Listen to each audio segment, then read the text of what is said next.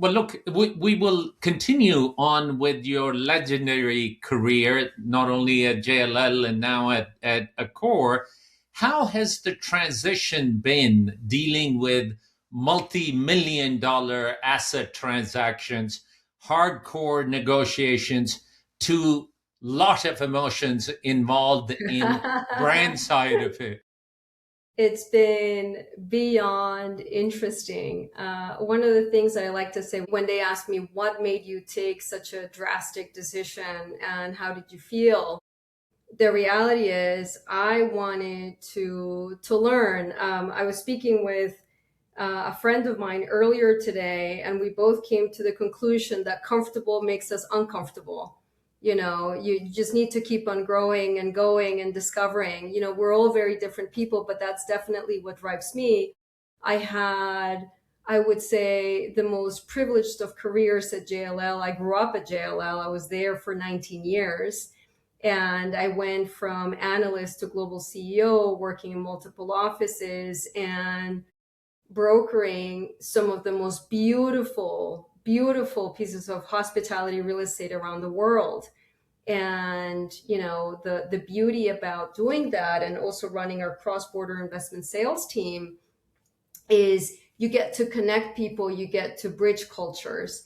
And we, as a broker and real estate investment advisor, it's almost like you're sitting in the control tower of an airport and you know exactly who's landing, who's taking off, who's out of commission, who's partnering with somebody else, who's changing strategies. You have, I would say, probably the most perfect view you can get of the hospitality real estate investment market.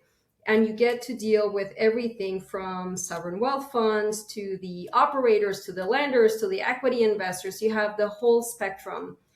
I got to meet, obviously, the hotel brands and the CEO of the hotel brands very, very well.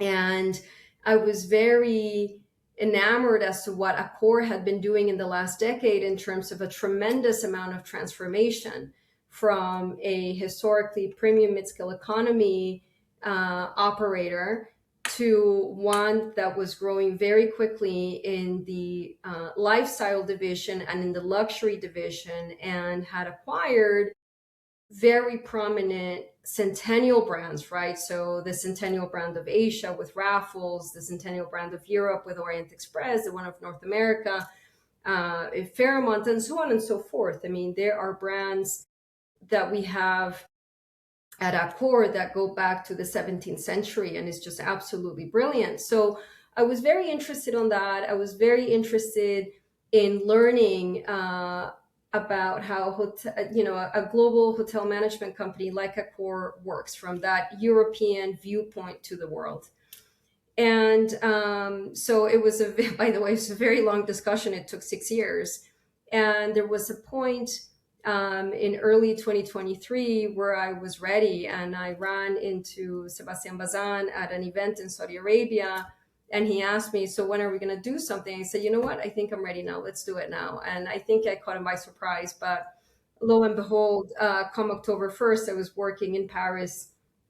And you know what? It took a lot of strength, a lot of belief in myself. You know what I told you, that having that very strong sense of self, because whilst I stayed in the travel and tourism and hospitality industry, I did a complete 180. It's came to a new country, was new language, new part of the business. I didn't really know anybody in the team. I knew the chairman and CEO, but that was it. And when I make a bet, we do it as a family. My family is my team. And so my husband and my 3-year-old daughter, she was 3 years old at the time, we all moved and we didn't look back. We're all going to go do this and we're just going to get it done. And so it's a very humbling thing to go from a career where you pretty much master it. You knew when a transaction would come in, you knew exactly the steps you had to take. You would put in the investor list, you knew the phone calls, you had just seen the people.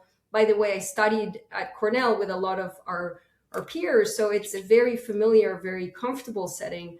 This was completely and truly foreign. So My two guiding principles in life is, one, I obviously want my family to be doing well, and whatever decision we make has to be 1 + 1 = 3 or more. And the other one is, I always have to be learning. And when I was adapting to this new setting, new environment, new way of doing business, new career, new role, I had to keep very much in mind those two things. One, I moved my family halfway around the world. I can't fail.